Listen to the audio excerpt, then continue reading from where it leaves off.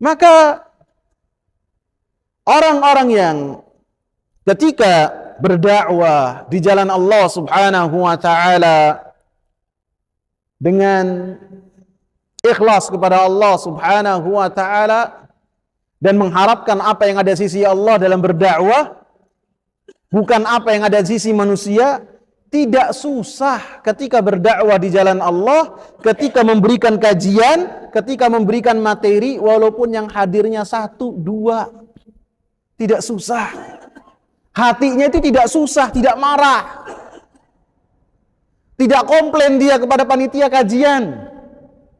Kenapa antum ini nggak sosialisasinya yang benar? Di sini cuma ada 10 orang, cuma ada 2 orang misalnya. Maka orang-orang yang ikhlas tidak memperdulikan hal tersebut. Sudah ada yang datang saja, alhamdulillah. Dalam hadis yang sudah kita bahas, ada yang Rasulullah katakan, wan nabiyya wa laysa ma'ahu ahad. Saya dapati seorang nabi, dia berdakwah di jalan Allah Subhanahu wa taala, maka dia tidak ada pengikutnya sama sekali. Nabi datang kepada Allah tanpa ada pengikut seorang pun. Maka ketika ada yang datang 1, 2, ya alhamdulillah.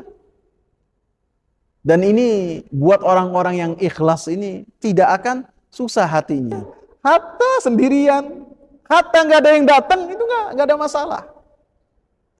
Al-Imam Muhammad bin Shalih Al-Utsaimin rahimahullah, bahkan di usia beliau 50 tahun lebih, berarti ilmunya sudah matang gitu. Beliau ketika memberikan kajian beliau dan materi beliau, yang datang cuma 1, 2. Dan beberapa kali beliau datang ke jadwal beliau, karena jadwal di Saudi Arabia yang Anda tahu itu disusun oleh pemerintah langsung. Maka begitu beliau datang ke kursi yang telah disiapkan, gak ada siapa-siapa. Ini orang ulama besar. Sedangkan durasinya itu sudah ditentukan. Misalnya dari habis asar jam 4 sore sampai jam 6 misalnya. Misalnya di sana maghribnya 6:30 atau jam 6:15. Sudah ditentukan.